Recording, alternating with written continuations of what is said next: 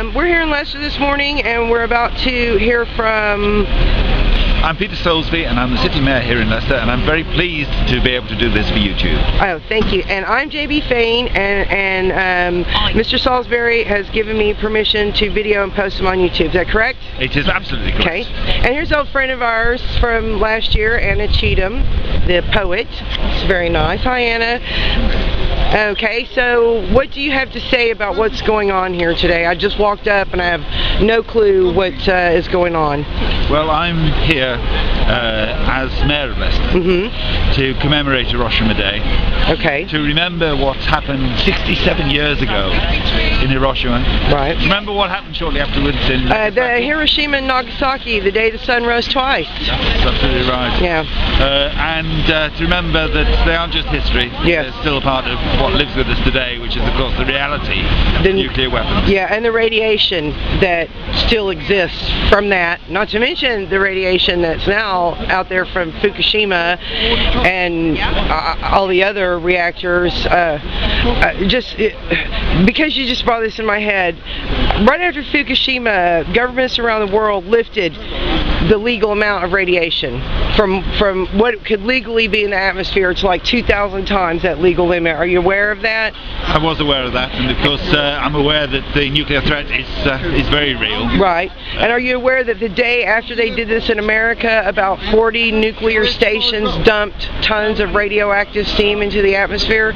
The day after, they raised the limits. Really? Yeah. I wasn't aware of that, but I'm not... Were you aware of that?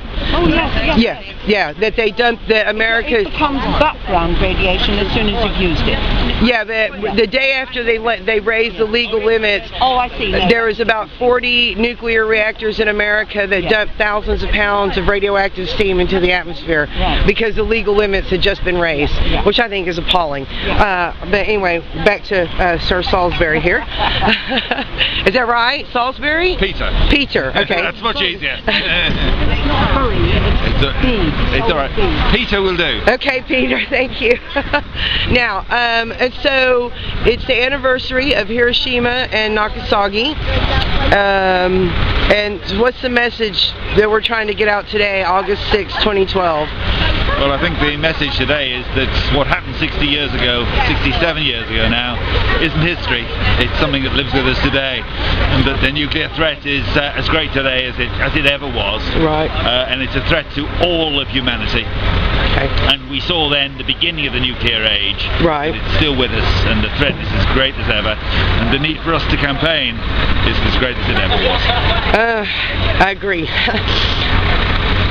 Boy, it's making me feel emotional. I've spent my whole life terrified of being irradiated, and that's not right. That the governments around the world have done this to people of my age. I'm in my 40s, and I've spent my whole life terrified of dying in a nuclear explosion.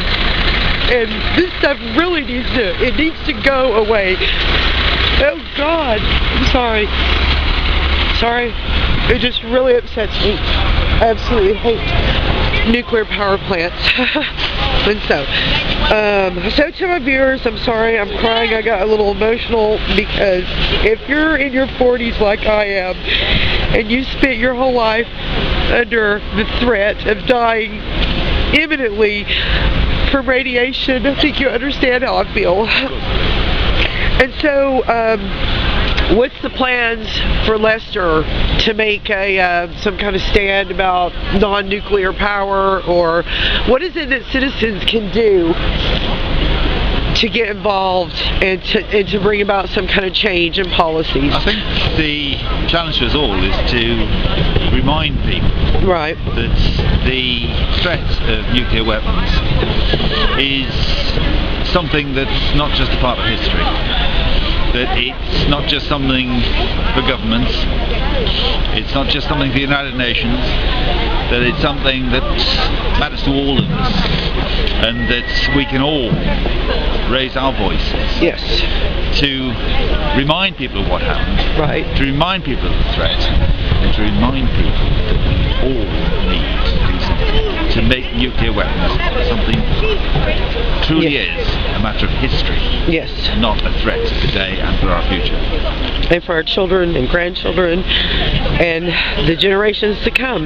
Well, I thank you. Can I shake your hand, or is that against the rules? Thank you. It's nice meeting you. Good to meet you. And I'm just going to film a little bit of this down here.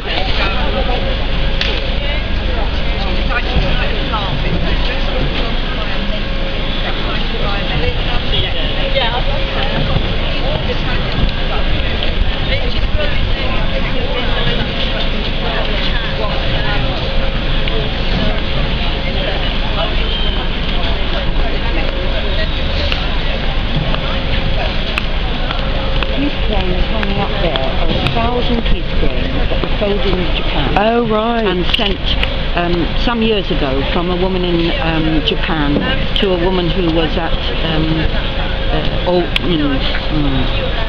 here at a nuclear base. Right. She gave them to me when I was there. Oh, right. I'll go over there and get a close-up of those. Yes. So they're, because Sudoku thought that if she found it, she folded 1,000 peace grains, she wouldn't die of leukemia, but of course she did. Right. So Look, I've had several cousins in America, young cousins, that as children have already had leukemia. And we've got to change what is happening here, people, because we cannot continue to carry on this way. On August 9th, on the 9th of August at 11:05 a.m., Nagasaki was also nuked, only 3 days after Hiroshima. It was a different design of bomb. That's right. At the time, America technically you already gave me one, had the two bombs. I think it was Fat Man and Little Boy.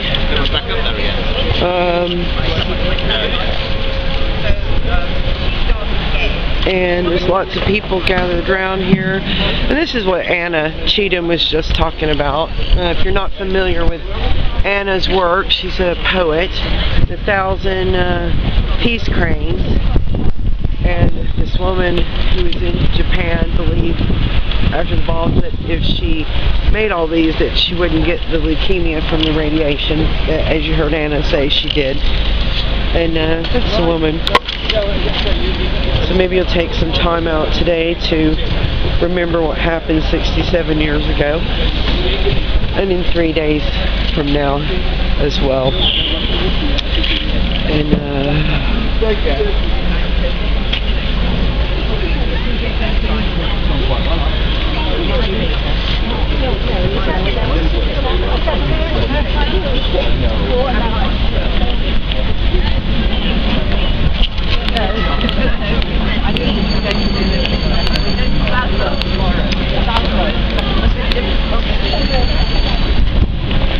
And so it is indeed time to make a change away from nuclear energy and away from killing our future, our children, our grandchildren.